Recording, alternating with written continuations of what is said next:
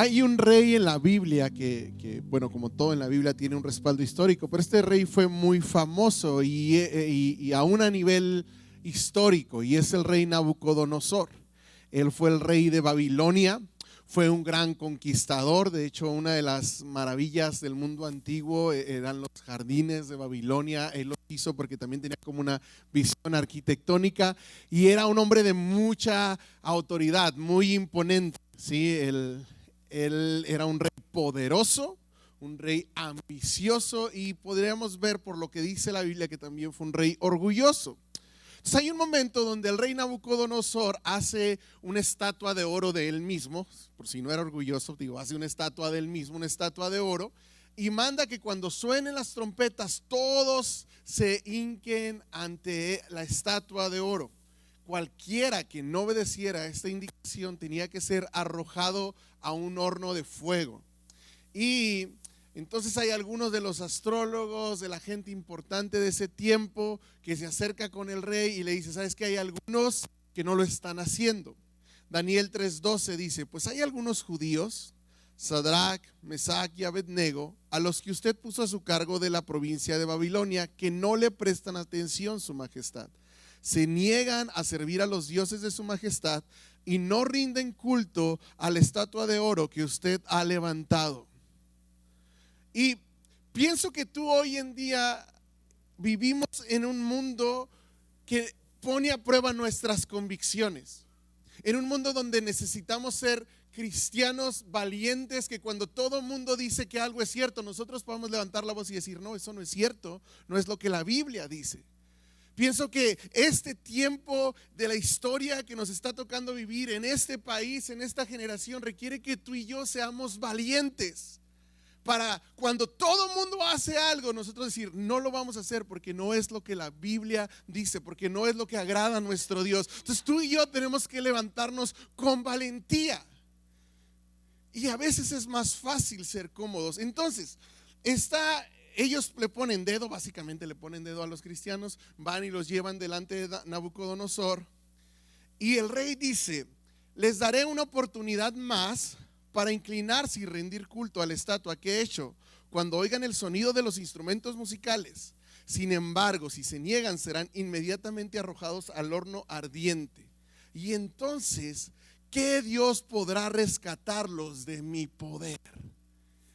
Y imagínate esta situación de que ellos no se hincaron, van por ellos y dices: no, pues era fácil decir que no me iba a hincar cuando nadie se daba cuenta, pero ahora todo el pueblo se dio cuenta. Lo llevan delante del rey. Por ahí ahorita está muy de moda la inteligencia artificial, y me puse ahí a que me tratara de dibujar cómo sería el rey Nabucodonosor, y puse ahí una imagen de cómo sería. Imagínate estar enfrente de un rey tan poderoso, de un rey tan fuerte, ¿sí? Y estás ahí cara a cara con él y te dice: ok, voy a darte otra oportunidad, ¿sí? Voy a hacer que suenen las trompetas y tienes que hincar, pero si no te hincas te vas a ir al horno de fuego. Muchos podríamos haber dicho: es que quizás lo más prudente es hincarnos, porque obvio, si estoy muerto, ¿cómo voy a servir a Dios? O sea, ellos tenían una posición de autoridad ahí en Babilonia, y si se hincaban y los mataban, y si no se hincaban y los mataban, pues ya quién iba a quedar del pueblo de Dios que los representara ahí. Pienso muchas veces nuestro cristianismo puede caer en un cristianismo más lógico que bíblico, ¿sí? Como decir: es que no creo que Dios quiera que me ponga en esta posición de riesgo, tengo que cuidar mi vida, ¿no? Entonces no puedo estar aquí delante del rey. Si ya me está dando otra oportunidad, quizás es que Dios quiere que sí me hinque. Acabo, Dios conoce lo que hay en mi corazón. Y pienso que esas posiciones donde huimos a la incomodidad, o a posiciones donde nuestra reputación, nuestra vergüenza, nuestro orgullo está en riesgo, nos alejan de poder crecer, de poder llevar la luz a esta ciudad. Entonces, a veces tenemos que hacer frente a situaciones difíciles, momentos que parecen imposibles, cosas que nos superan, cosas de las que no tenemos la solución. Y Sadrach, Mesach y Abednego contestaron: oh Nabucodonosor, no necesitamos defendernos delante de usted. Porque él dijo: ¿quién nos va a poder defender de mí? Y ellos dicen: no necesitamos defendernos delante de usted. Si nos arroja al horno ardiente, el Dios a quien servimos es capaz de salvarnos. Él nos rescatará de su poder, su majestad. Y luego el siguiente versículo está impresionante porque dicen, pero aunque no lo hiciera, deseamos dejar en claro ante usted que jamás serviremos a sus dioses ni rendiremos culto a la estatua de oro que usted ha levantado. Entonces ellos sabían quién era su Dios y le dicen, no necesito defenderme delante de ti porque nuestro Dios tiene la capacidad de salvarnos. Él lo puede hacer. Pero aun si no lo hace, nuestra lealtad es mayor a Dios que a las circunstancias. Nuestra lealtad es con Él. Y quiero dejarle claro que usted no me va a estar manipulando. Entonces ellos están dispuestos a estar en el horno de fuego. Dice la Biblia que subieron el horno al doble su capacidad, que incluso los hombres que los iban a aventar, cuando se acercaron, se quemaron. O sea, murieron las personas que los iban a echar. Porque de nuevo, creo que hoy necesitamos una iglesia valiente. Y dice, y dijo, he aquí yo veo 4 varones sueltos que pasan en medio del fuego sin sufrir ningún daño. Y el aspecto del cuarto es semejante al Hijo de los dioses.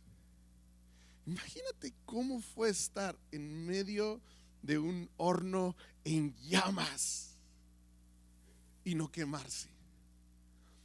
¿Y quién era ese cuarto? Y los estudiosos creen que era Jesús, que es una teofanía ahí en la escritura, un momento donde Dios se hace visible a través de Jesús y que estaban ellos platicando con Jesús.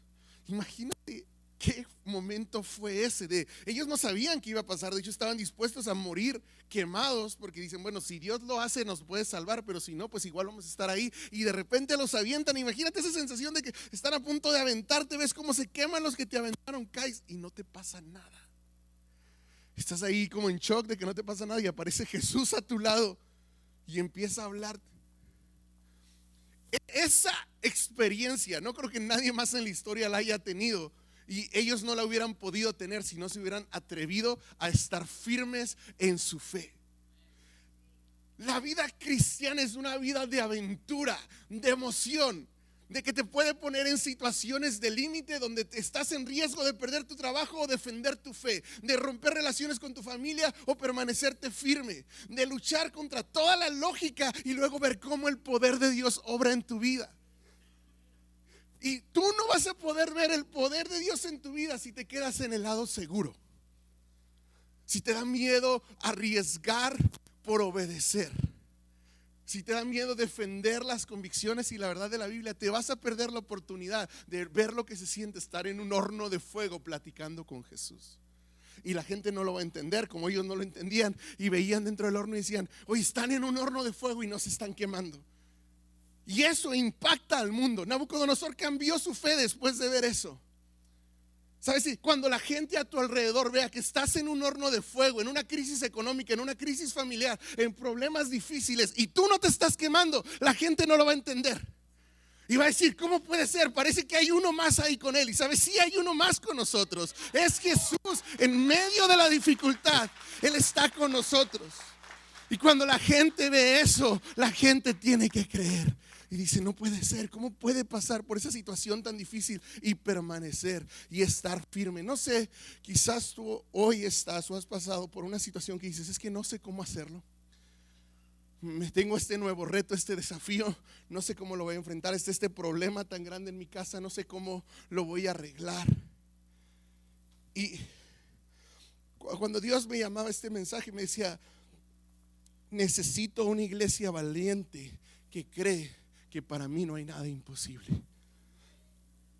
Porque a veces vivimos un cristianismo tan lógico, tan limitado a lo terrenal, que si 2 más 2 no nos da 4, no lo podemos entender. Pero Dios quiere llevarnos a que vivamos una vida a la altura de nuestro Dios. Quiero decirte algo, venga lo que venga a tu vida, estés pasando por la situación que estés pasando, puedes manejarlo.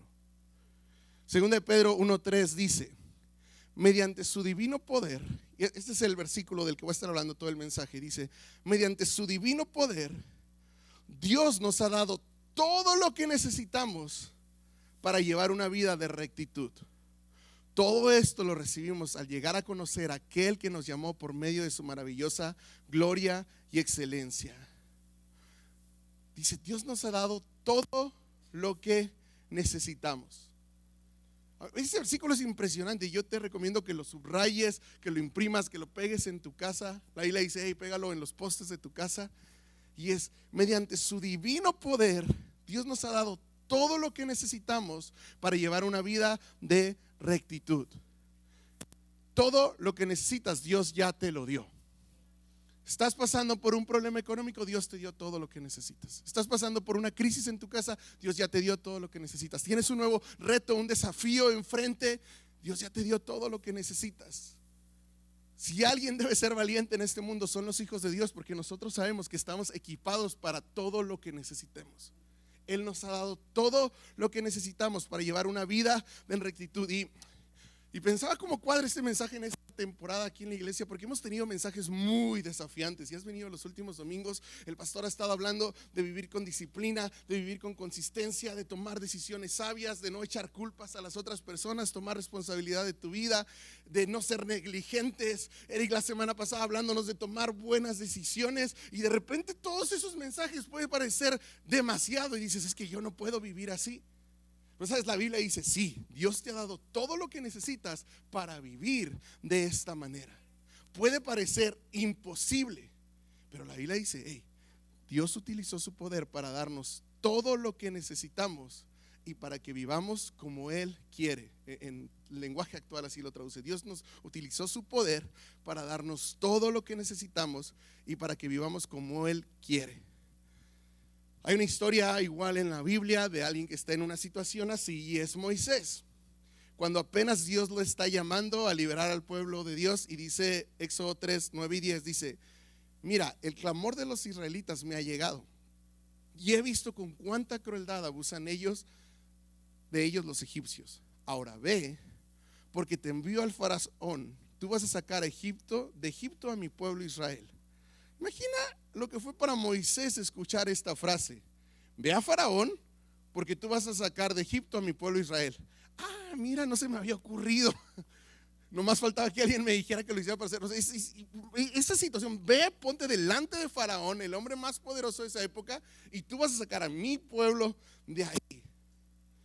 ¿Has pensado que lo que Dios a veces nos llama a hacer parece imposible?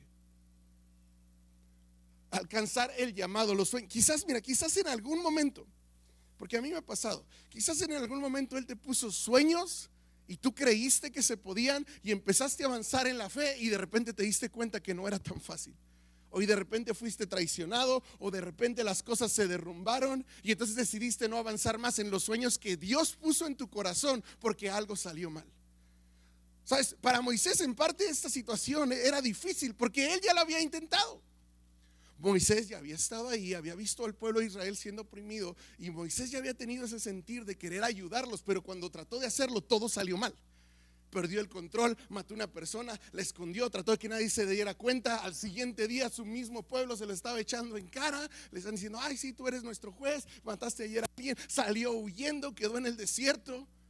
Esto era algo que Moisés ya había querido hacer en el pasado, pero que no había salido bien, y entonces él se había alejado de su llamado. Y quizás aquí hay algunos que Dios te dio un llamado claro, pero como en el pasado algo salió mal, decidiste alejarte a un desierto, quedarte escondido y no volverlo a intentar, porque ¿para qué intentar si de todas formas sale mal? Pero Dios hoy nos está llamando a ser valientes, a ir y cumplir nuestro llamado, a enfrentarnos y llevar a otros a libertad. Entonces Dios a veces te va a pedir hacer algo imposible, y Dios hoy te está diciendo, vuelve a intentarlo, pero esta vez bajo su dirección. Entonces Moisés respondió diciendo, he aquí que ellos no me creerán, ni oirán mi voz, porque dirán, ¿no te ha parecido Jehová? Y Jehová dijo, ¿qué es eso que tienes en tu mano? Y él respondió, una vara.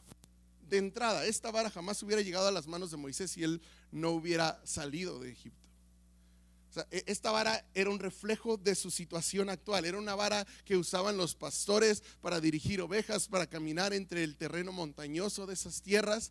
Y él jamás hubiera tenido esa vara si se hubiera quedado en medio de Egipto, si se hubiera quedado en la comodidad. Y aunque esa vara quizás fue un reflejo del dolor de ya no estar en la comodidad del palacio, era algo que Dios quería usar. Y Dios le pregunta: ¿qué es lo que tienes en tu mano? Y Dios nos pregunta lo mismo: ¿qué es lo que tienes en tus manos? Porque mira, ninguno de nosotros está en ventaja para servir a Dios. Porque es fácil caer en comparación y decir: bueno, es que él se preparó, es que sus papás eran cristianos, es que yo vengo de una familia alcohólica, es que para mí es difícil. Pero Dios no te dice qué tienen los demás. Dios te dice a ti: ¿qué es lo que tú tienes en tu mano? Tienes un talento, con eso es suficiente para Dios. Tienes una crisis, con eso es suficiente para Dios. Tienes problemas en casa, Dios va a usar lo que tú tienes en tu mano para mostrar su poder y su gloria. Todos estamos en el mismo nivel para servir a Dios, porque sea lo que sea que tú tienes en tu mano, cuando tú pones eso a la voluntad de Dios, es una herramienta de libertad y de salvación para esta ciudad. ¿Qué es lo que tienes en tu mano? Mira, Moisés no tenía idea que con esa vara se iban a desatar todas las plagas de Egipto, que con ese vara, con ese palo se iba a abrir el mar rojo, que con ese mar iba a hacer que de una roca, con ese palo iba a hacer que de una roca saliera agua.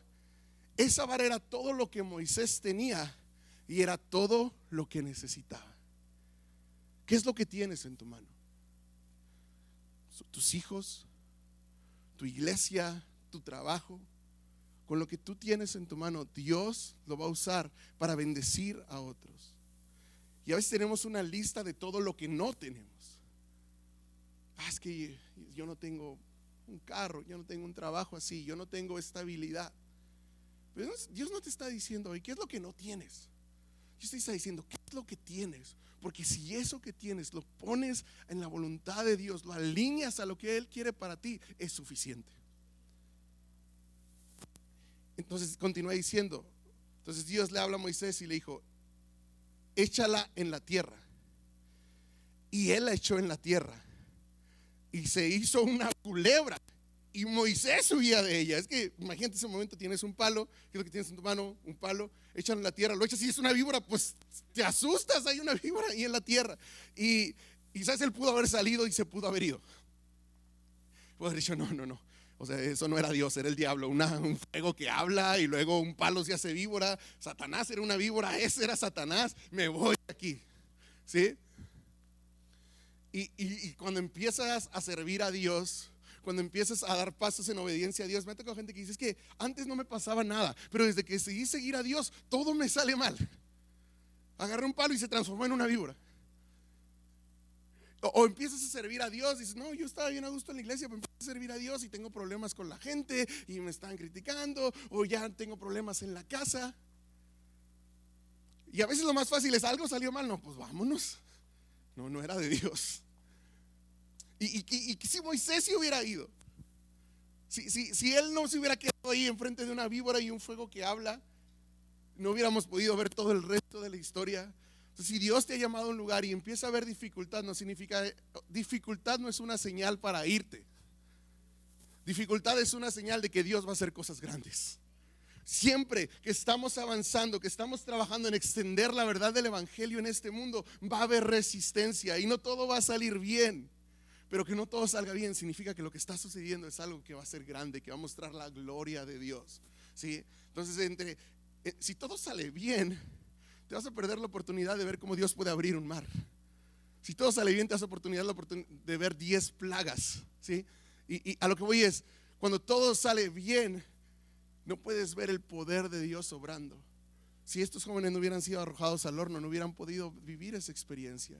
Entonces es difícil entender cuando estás pasando por una situación de dolor, cuando estás pasando por una tormenta en tu vida, es difícil entenderlo.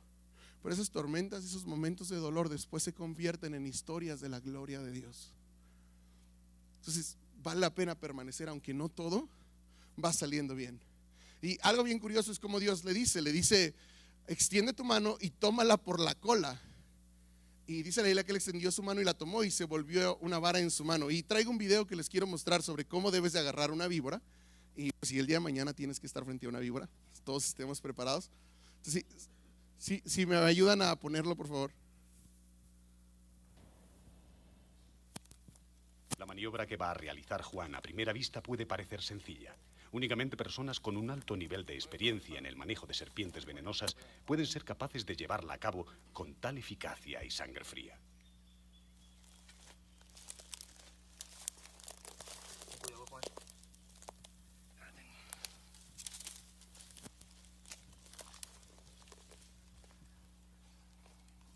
Al igual que el resto de vipéridos, el Bothros barnetti posee la habilidad de mover independientemente sus colmillos inoculadores de veneno. La posición de los dedos al sujetar la serpiente debe ser muy precisa. Si están muy adelantados, existe el riesgo de ser alcanzado por un colmillo cuando éste se encuentre en su posición retraída. Por el contrario, si los dedos se encuentran ligeramente retrasados, la serpiente podría girar la cabeza y asestar un efectivo mordisco.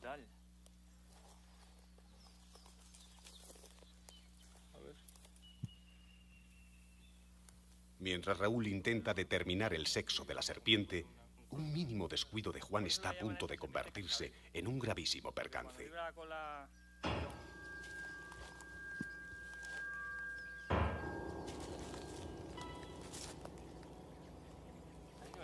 Afortunadamente, este incidente no ha tenido consecuencias, pero nos enseña claramente que riesgo y peligro forman parte del equipaje que acompañará siempre a estos dos intrépidos expedicionarios.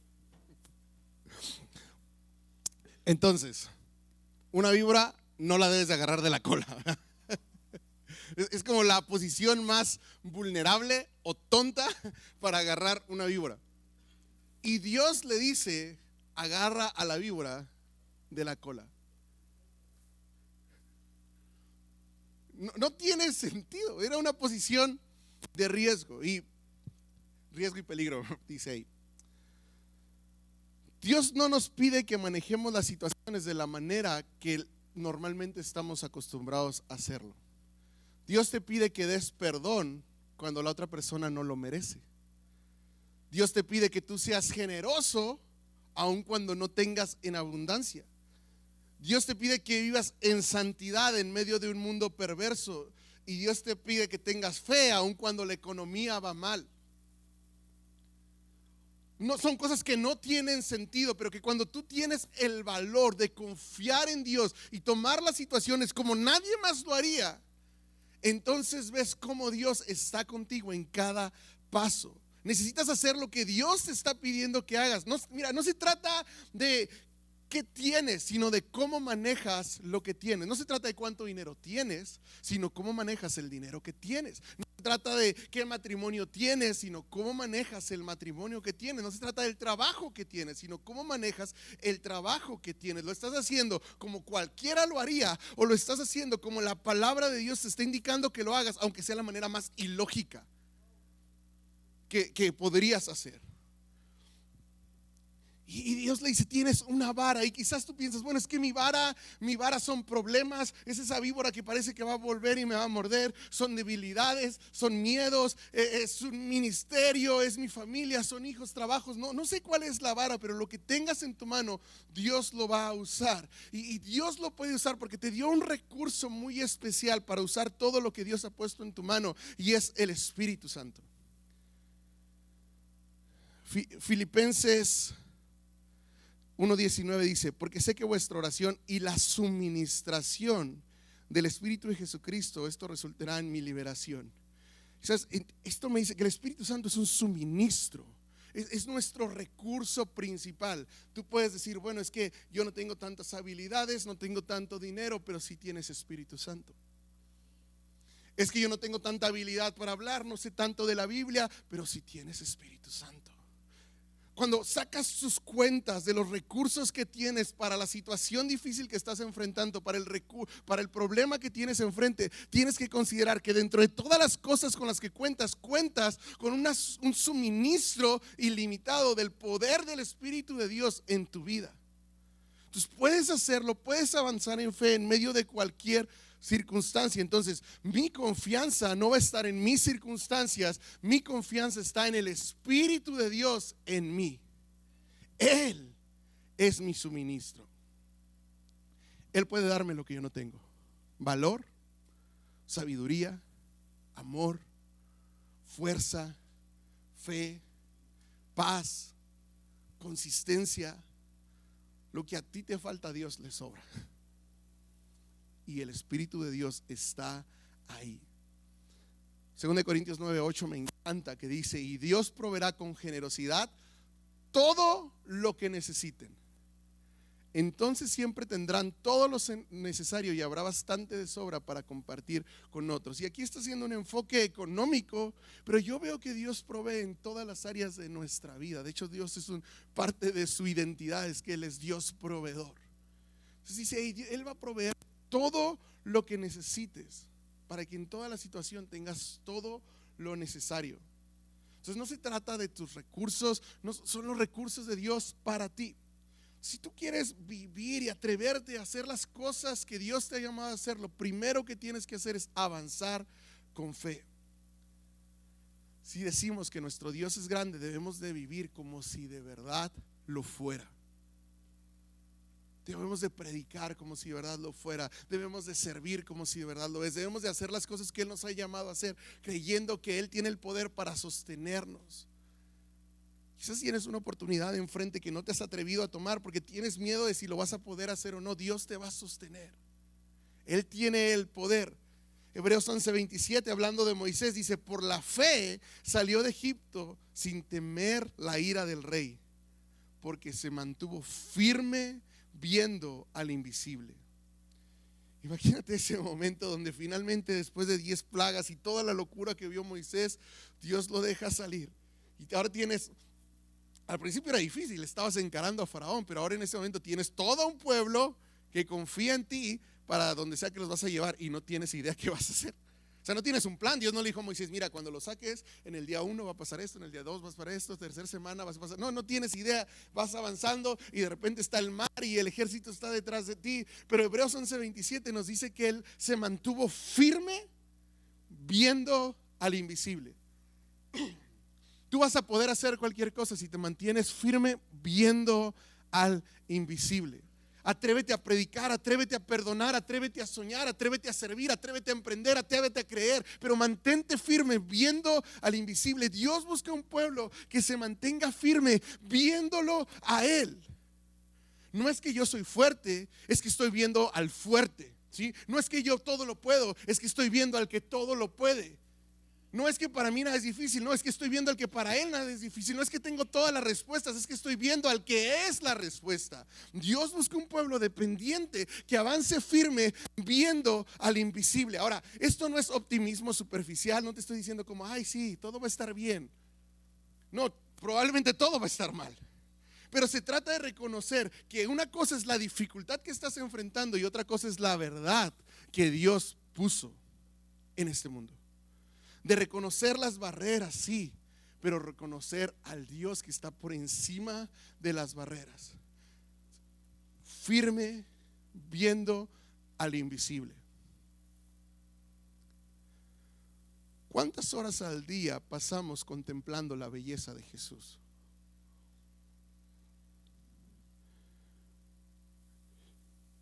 Quizás muchos proyectos, sueños, llamados y milagros que no has visto, no los pudiste ver porque pasaste más tiempo viendo tus problemas que a Jesús.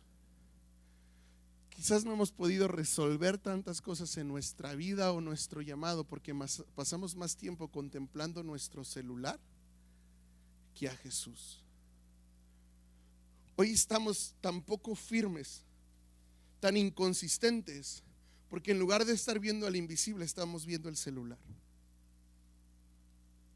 Y si tú quieres avanzar en lo que Dios te llamó a hacer, tienes que dejar de ver el celular y empezar a ver, a contemplar a Jesús. ¿Qué es contemplar a Jesús?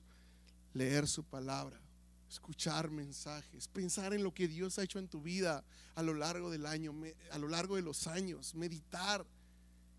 en lo que Él te va enseñando. Eso es contemplar, es ver al invisible. Porque ¿cómo ves al invisible?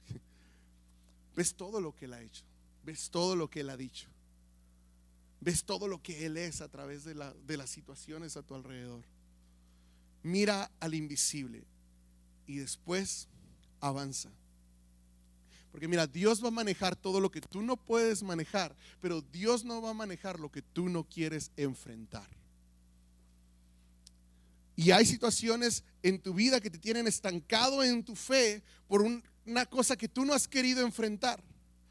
Algunos nunca van a poder ver la generosidad de Dios hasta que tú empieces a ser generoso. No vas a poder ver el poder de su restauración hasta que te atrevas a perdonar, aunque no te han pedido perdón y aunque la persona no va a cambiar, pero tú no vas a poder ver la restauración de Dios en tu corazón hasta que tú te atrevas a perdonar.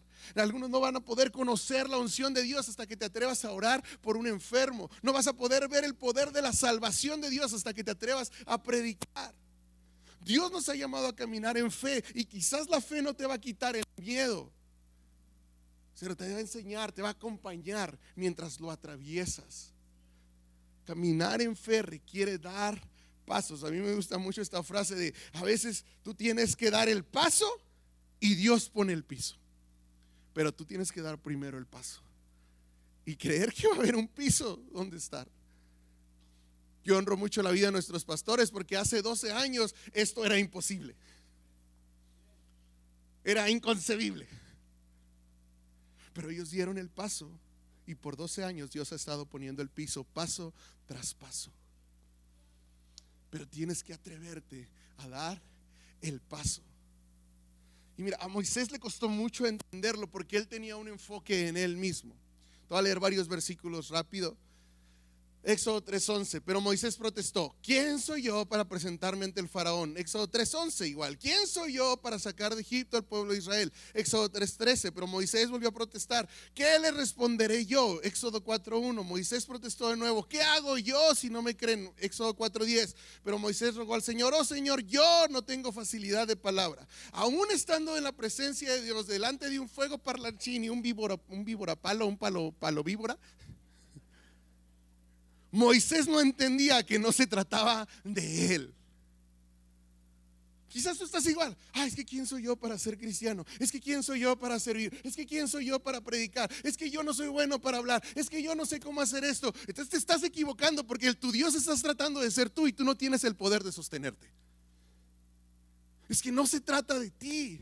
Si tú enfrentas tu vida, el llamado que Dios te dio pensando en tu capacidad siempre te va a limitar. Pero si tú enfrentas tu vida pensando en la capacidad de Dios, su capacidad siempre te va a sorprender. Entonces tienes que avanzar creyendo: yo no soy nadie, yo no puedo, yo no sé, pero Él es todo. Él sí puede, Él sí sabe. Yo no sé cómo, pero Él sabe cómo. Yo no sé qué paso dar, pero Él sabe cómo sostenerme. Entonces deja de hacer una lista de tus limitantes y empieza a hacer una lista de sus promesas. Primera de Juan 4:4 dice: pero ustedes, mis queridos hijos, pertenecen a Dios, ya lograron la victoria sobre esas personas, porque el espíritu que vive en ustedes es más poderoso que el espíritu que vive en el mundo.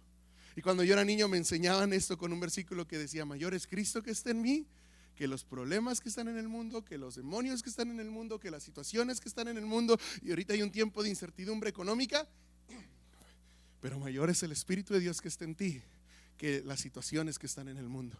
Y ahorita hay un tiempo de liberación ideológica, pero mayor es Cristo que está en ti que las ideas que están en el mundo. Entonces tu casa puede ser una casa de luz, de verdad. ¿Por qué? Porque el Espíritu de Dios en ti es mayor que todo lo que está en tu entorno.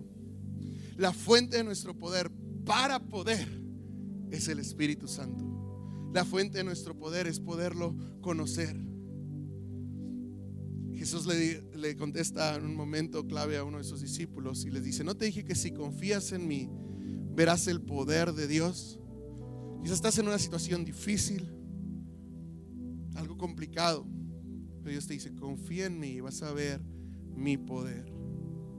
Dios puede transformar aún los peores momentos que has vivido en oportunidades para mostrar su gloria. Romanos 8:28 lo dice: y sabemos que Dios hace que todas las cosas cooperen para el bien de quienes lo aman y son llamados según el propósito que tiene para ellos. Jesucristo ya sabe cómo trabajar, cómo cambiar todas las cosas que han sucedido en tu vida para tu propósito, para lo que Él te llamó. Así que no podemos quedarnos paralizados. Tenemos que volver a soñar, tenemos que atrevernos a creer, tenemos que atrevernos a dar. Y sabes, vienen tiempos duros en este mundo y vienen tiempos grandes en esta iglesia que van a requerir que tú y yo tengamos la fe para avanzar, aunque no podamos ver todo el panorama, aunque no lo entendamos, aunque no cuadre con la lógica de cómo hacerlo. Pero si no nos rendimos, si seguimos avanzando, si seguimos dando pasos, vamos a ver la gloria de Dios en nuestra vida. Sabes, la obra más grande que Dios quiere hacer es la obra que quiere hacer en tu corazón. Y quizás no la has podido ver por no atreverte a dar pasos en las cosas que no puedes comprender. Es tiempo de dar pasos. Dios está conmigo y pase lo que pase, puedo manejarlo. Sé que me ayuda, viene de arriba. Entonces yo puedo hacerlo porque Dios puede. Entonces mantente firme, viendo al invisible. Avanza, y mientras avanzas, enlista sus promesas, no tus limitaciones, sus promesas. Es tiempo de que avances. Sea lo que sea que estás pasando, puedes hacerlo. El Espíritu de Dios está en ti. Es tu recurso principal. Yo puedo hacerlo porque mi Dios puede. Quiero que pienses cuál es la situación que te ha frenado, que piensas que no puedes.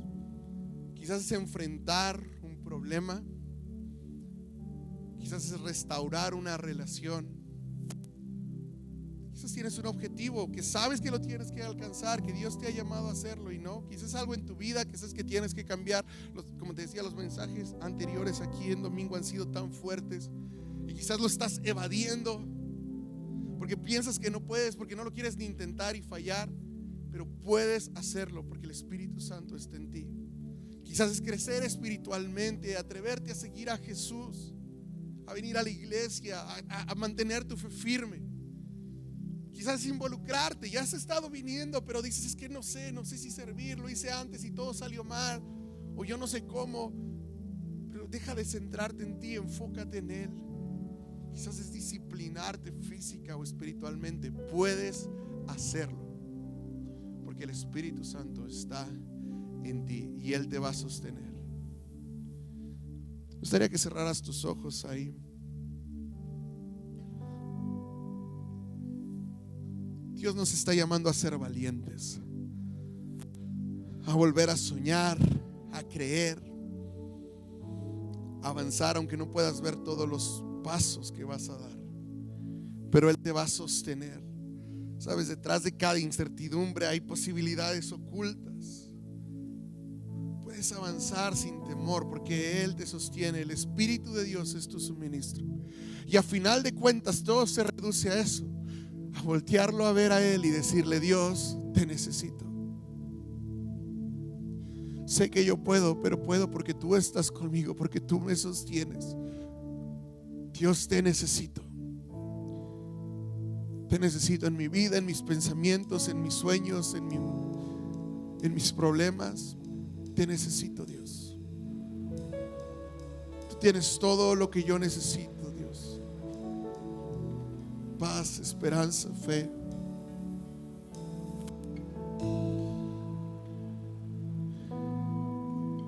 Y quizás tú hoy estás aquí por primera vez o después de mucho tiempo de regresar, o tienes un tiempo viniendo, pero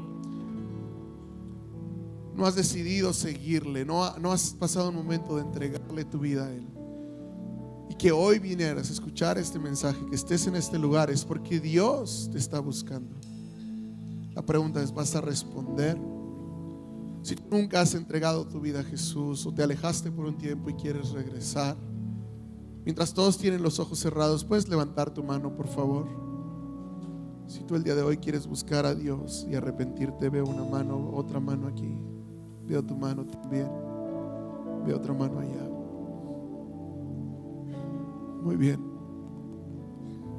Y mirar, orar y pedirle a Dios que quieres seguirlo, es el primer paso y hoy lo vas a dar.